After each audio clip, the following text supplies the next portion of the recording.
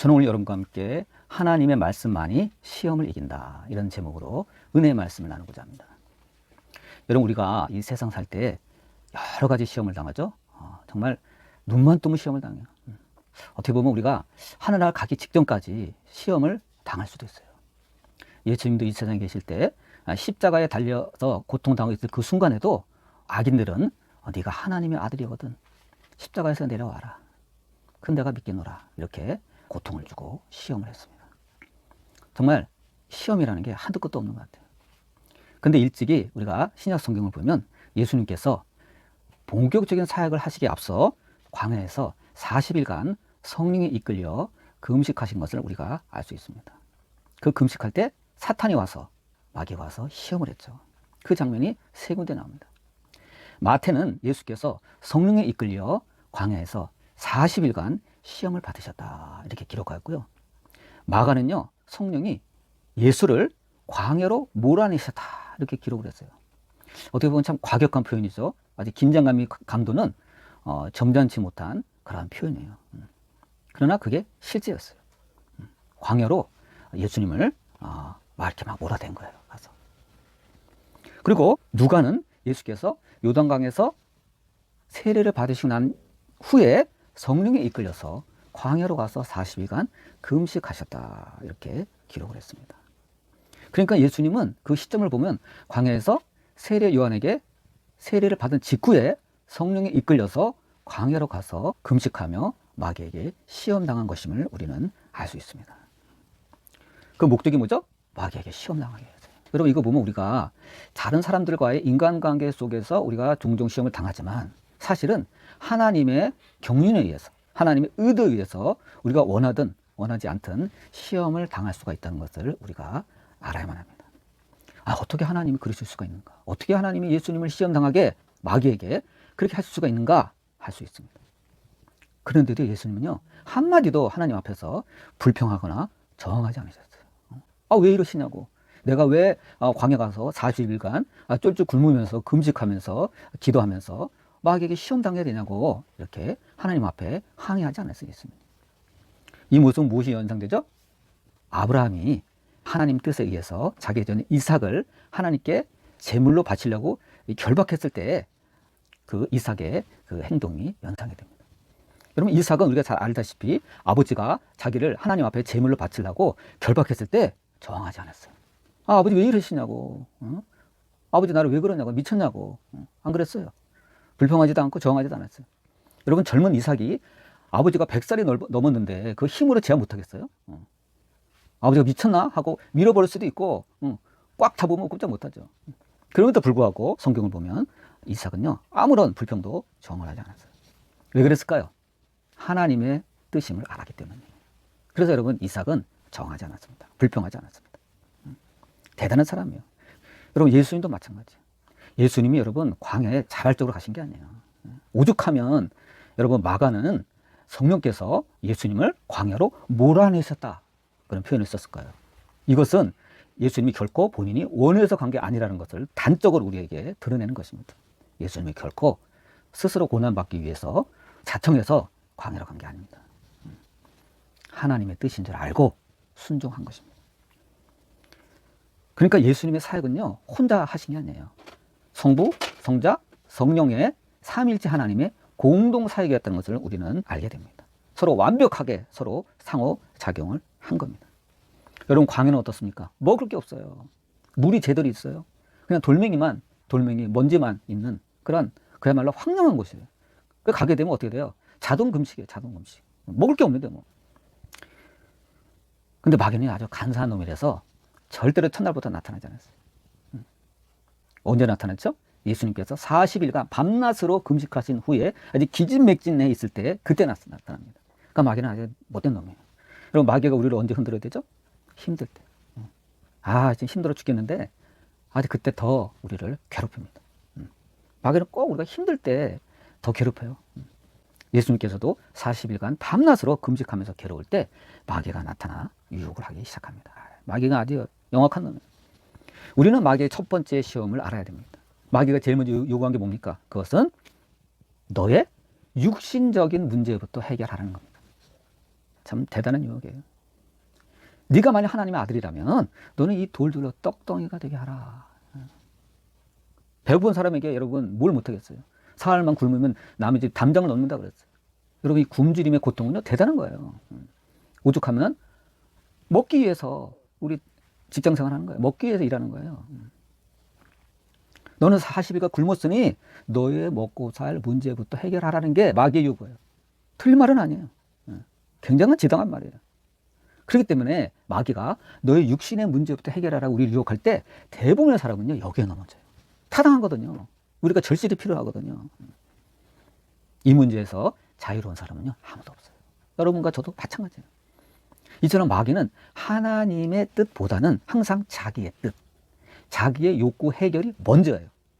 아주 이기적이고 사고방식이 항상 이래요. 그렇기 때문에 하나님의 영광을 탐내다가 탄로나는 바람에 쫓겨나고 마귀가 된 것입니다. 마귀는 원래 천사였잖아요. 지극히 높으신 하나님께서 만드신 아주 화려하고 수려하고 지혜롭고 그런 찬란한 창조물이었어요. 근데 그가 하나님 앞에 범죄했을 때 세상에서 가장 추한 몰골을 한 마귀로 변하고 만 것입니다. 그러나 이때 예수님은 마귀의 그 요구에 어떻게 했죠? 자신의 육신적인 요구보다는 자기를 광야로 내모신 하나님의 뜻을 먼저 생각했습니다. 누구든지 하나님의 뜻을 먼저 생각하는 사람은 위대한 인물입니다. 위대한 인물이에요. 보통 사람이 이렇게 하기 쉽지 않아요. 예수님은 항상 내 뜻보다는 하나님의 뜻이 먼저예요. 세상에 오실 때도 그렇고 십자가에 못 박혀서 돌아가실 때도 예수님은요 내 입장보다는 하나님 입장을 먼저 생각했어요. 아까도 얘기했지만 예수님께 십자가에 못 박혔을 때 밑에서 어떤 사람들이 조롱한다고, 야야 네가 하나님의 아들이야? 그럼 내려와봐. 그럼 우리가 믿을게. 그랬을 때 예수님이 하나님 입장 생각하지 않고 나를 화나게 했어? 해가지고 자기 입장만 생각해가지고 진짜 내려오신다면 어떻게 되죠? 우리? 한 명도 구원 못 받아요. 한 명도 구원 못 받아. 아, 십자가를 지시면 끝까지 지셔야지. 뭐 지시다 말아? 이건 미완성이에요. 이건 안 되는 거예요. 예수님은 자기의 감정을 누르고 하나님의 입장, 하나님의 뜻을 먼저 생각하셨다는데 그 위대함이 있는 것입니다. 우리 같으면 여러분 천국 보자 버리고 지상에 가라 그랬을 때 오겠어요? 아, 아버지 여기 천국은 아무런 걱정 근심 눈물이 없는 곳인데 이 평화가 넘치는 곳인데 내가 왜 하나님의 아들인데 그 지저분한 세상에 싸움이 일어나고 불평만 가득하고 원명만 가득하고 서로 못 잡아먹어서 안다니 그 세상에 내려가야 됩니까? 얼마든지 거절할 수 있거든요. 근데 예수님은요 하나님의 뜻을 생각하고 하늘 보좌를 버리시고 내려오셨습니다. 그것도 십자가에 못 박혀 죽으시려고 오신 거예요. 우리 같으면 어림도 없죠. 그래서 예수님의 은혜를 우리가 정말 갚을 길이 없을 정도로 대단한 것입니다. 예수님은 그때 신명기 8장 3절의 말씀을 떠올리셨어요. 뭐라 그랬죠? 사탄에게 기록되어 있으되 사람이 떡으로만 살 것이 아니요 하나님의 입에서 나오는 모든 말씀으로 살 것이라 하였느니라. 제가 지난번에 여러분에게 요 부분에 대해서 말한 적이 있을 거예요. 여기서 모든 말씀이라고 번역되어 있죠. 근데 사실은 원문에 보면 영어로 말하자면 everything이에요.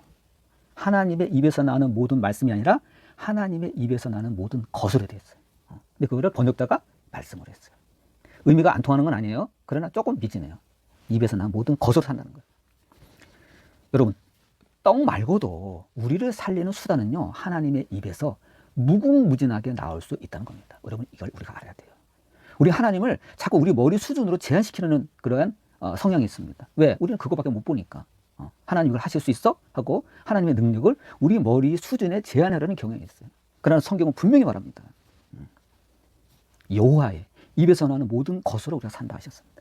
그러니까 떡 말고도 우리를 살리는 수단이 하나님 입에서 무궁무진하게 나올 수 있다는 거예요. 이에 비해서 떡은 아무리 먹어도 되죠? 결국 죽어요. 여러분 우리가 밥 아무리 먹어도 죽어. 결국은 죽어. 죽잖아요. 밥이든 떡이든 그것은 우리를 잠깐 살리는 거예요. 잠깐 배고픔을 면하게 하고 잠깐 살리는 게 불가해요. 여러분 떡에는 영생이 없어요. 떡은 결국 사람을 죽여요. 그래서 예수님께서 자신을 가리켜 나는 영생을 주는 살아있는 떡이다. 이렇게 비유하며 말씀하셨던 것입니다. 여러분 예수님 우리가 잘 알다시피 돌로 떡을 만들어 먹으라는 마귀의 요구를 거절하시고 영생의 근원이신 하나님의 말씀을 꽉 붙잡았습니다. 그러므로 여러분 우리도 어떻게 돼요? 시험 당할 때마다 아이고 내 팔자야 내 운명아 이러지 말고 하나님의 말씀을 붙잡고 살아야 합니다. 그래야 예수님처럼 마귀의 시험을 이길 수가 있어요. 여러분, 우리가 잊으면 안 됩니다. 롯의 아내가 여러분 소돔성을 탈출하다가 그만 소금 끼기도 했죠. 왜 그랬어요? 하나님의 말씀을 소홀히 했기 때문에. 분명히 천사가 뭐라 그랬어요? 하나님의 말씀을 대언했죠. 절대로 뒤를 돌아보지 마라. 그런데 롯의 아내는 자기의 육신적인 생각을 먼저 앞세웠기 때문에 그렇게 된 거예요. 여러분, 우리는 영으로서 우리의 육신적인 생각을 이겨야, 아니 우리 육신적인 생각을 죽여야 우리가 사는 것입니다. 마귀는 참 영리한 놈이에요. 첫 번째 시험에 실패하자 예수님을 안 되겠구만 해서 거룩한 성으로 데려다 그 꼭대기에 세워놓고 뛰어내릴 것을 강요합니다. 여러분, 두 번째 시험이 첫 번째 시험과 다른 것은 이 마귀가 예수님께서 하나님의 말씀으로 방어를 하니까 지도 10편, 91편, 11절, 12절 말씀을 갖고 예수님을 설득하기 시작했어요. 야, 내가 성경 보니까 하나님이 천사를 시켜서 내 발이 돌에 부딪히지 않게 하신다고 되어 있어. 그러니까 너 뛰어내려.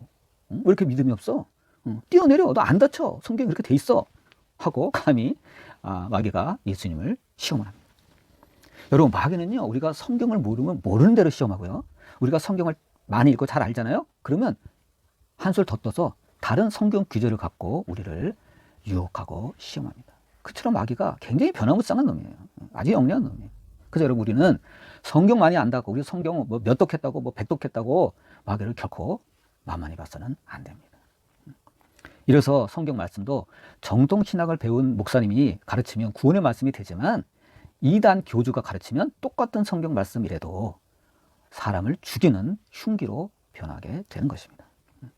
여러분, 성경에 아무리 하나님이 우리를 사랑하시고 너희를 내가 보호하신다고 이렇게 예언이 되어 있더라도 우리가 여러분 예를 들어 일부러 마귀가 예수님한테 요구한 것처럼 높은 곳에 떨어지면 어떻게 돼요? 죽어요. 그 하나님이 시험하는 거예요.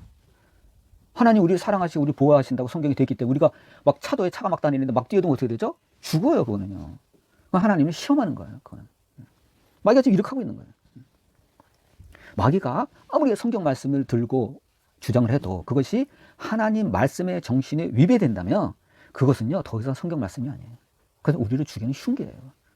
그래서 여러분, 이단을 조심해야 되는 게 뭐냐면 이단이 인용하는 성경 구절은 비록 성경 구절이지만 우리를 살리는 말씀이 아니라 우리를 억압하고 우리를 죽이는, 우리를 속이는 말씀이 되는 것입니다. 그래서 우리가 이단을 조심해야 돼요. 마귀는 두 번째도 실패하자 세 번째로 수단을 강구합니다. 그게 뭐죠? 예수님 앞에 천하 만국과 그 영광을 보여주면서 거래를 시작합니다. 아마 예수님을 높은 곳에서 데려가서 온 세상을 조망하게 한 것 같아요. 네가 만약 나에게 엎드려 경배하면 이 천하 만국과 그 영광을 예수님께 주겠다고 제안을 합니다. 여러분, 이것은 근거 없는 제안 아니에요. 왜냐하면 아담이 하나님 앞에 범죄했을 때 그냥 범죄했나요? 마귀에게 속아서 범죄했잖아요. 그래서 아담이 하나님 앞에 범죄하는 순간 아담이 누렸던 모든 영광, 천하 만국의 소유권이요, 아담에게서 누구에게 넘어간 거예요? 마귀에게 넘어간 거예요. 누구든지 그 말에 순종하면 그 사람이 종이 되는 거거든요. 그 전까지는 아담 부부가 하나님의 종이었지만 마귀에게 속아서 마귀의 말을 따르는 순간 마귀의 종이 된 겁니다. 그리고 아담 부부가 누렸던 모든 영광과 그 천하 만국이 소유권이 마귀에게 넘어간 거예요. 그러니까 마귀의 말이 틀린 게 아니에요. 여러분, 이 세상 모든 소유권은 지금 하나님이 창조하셨지만 그 소유권이 지금 누구한테 넘어간 상태예요? 마귀에게 넘어간 상태예요. 그러니까 마귀가 주겠다는 거예요. 지금 나 이 세상 다 내 건데 너 줄게. 너 줄게. 대신 너 나한테 엎드려 경배해. 야, 마귀는 그걸 쥐고서 예수님을 흔드는 거예요. 말하자면 마귀는 예수님조차 많은 재물로 지금 거래하고 타협하면서 지금 흔들어 보겠다는 거예요. 아마 일반 사람 같으면 그 많은 모든 천하 각국의 모든 재물을 주겠다 하면 마귀한테 100번 아니라 1000번이라도 잘했을 거예요. 여러분, 현대에는 돈을 좋아하잖아요. 옛날부터 그랬지만 요즘 돈이 큰 소리 치는 세상이잖아요. 돈이 하나님 노릇하는 세상이잖아요. 아무리 훌륭한 지도자도 경제가 망치면 내려와야 돼요. 백성이 용서를 안 해요. 공산체제에서 막 억압하기 전에는. 마귀는 끊임없이 사람을 돈으로 유혹하고 자기가 경배받으려고 지금 분주히 노력하고 있습니다. 예수님은 어땠어요? 단호히 거부했어요. 여러분, 온 우주에서 경배받기에 합당한 사람은 누구죠? 합당한 분은 하나님밖에 없어요. 그러니까 여러분, 사람을 우상하면 안 됩니다. 우리가 조심해야 돼요. 아무리 위대한 사람도, 아무리 인기 있는 사람도 여러분 사람을 우상하면 안 돼요. 하나님이 가장 싫어하는 죄가 뭐죠? 다 죄를 싫어합니다. 이스라엘이 2000년 동안 방황하면서 온 세계에 흐트러지게 된 그 원인이 뭡니까? 살인 때문입니까? 아니에요. 우상 숭배이기 때문이죠. 하나님 아닌 것에 절했기 때문에 온 이스라엘이 하나님께 징벌을 받은 것입니다. 마귀는 교만하게도 하나님처럼 경배받고 싶어서 이 세상 모든 영광과 천하 만국을 너에게 줄 테니 나에게 제발 엎드려 경배하라 이렇게 강요하고 있는 것입니다. 그때 예수님은 뭐라고 했습니까? 사탄아 물러가라. 기록되었을 때 주 너희 하나님께 경배하고 다만 그를 섬기라 하셨느니라 하고 말씀을 들어 호통을 치십니다. 그러다 결국 마귀는 3번 만에 떠나게 되고 천사들이 나와서 수종들었습니다. 이래서 여러분 우리가 이긴 자가 돼야 돼요. 우리가 하나님 앞에서 말씀으로 이기고 마귀를 이기고 귀신을 이기고 승리하잖아요. 그러면요 천사들이 나와서 우리를 대우해줘요. 수종드는 거예요. 그러나 여러분 우리가 하나님을 멀리하고 마귀를 가까이 하면 어떻게 되죠? 마귀들이 다 모여들어. 마귀들이 너는 내 사람이다. 마귀 다 그 사람의 그 형편이 어떻게 되겠어요? 망하는 거죠. 마귀가 예수님을 3가지로 시험한 것처럼 마귀는 요즘도 우리 성도들을 시험하여 유혹하려고 아주 광분하고 있어요.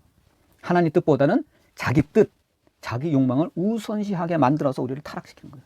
또 하나님 말씀을 알되 그것을 남용하게 만들어요. 이단들이 주로 그렇죠. 또 결정적으로 하나님 말씀보다 재물을 사랑하게 만들어요. 그래서 하나님의 뜻을 무너뜨리는 일을 하는 것이 마귀입니다. 그렇지만 예수님은 마귀의 이 3가지 유혹을 다 하나님의 말씀으로 방어하셨어요. 말씀이 있도록 중요해요. 우리가 예배도 드리고 기도도 하잖아요. 근데 결정적으로 예수님이 하신 것처럼 마귀를 이길 수 있는 방법은요, 하나님의 말씀을 굳게 잡는 겁니다. 그래서 우리가 하나님의 말씀을 알아야 돼요. 중세 카톨릭이 타락했을 때 그 위대한 하나님의 사람들이 나섰죠. 루터를 비롯한 개혁의 모티브가 뭐예요?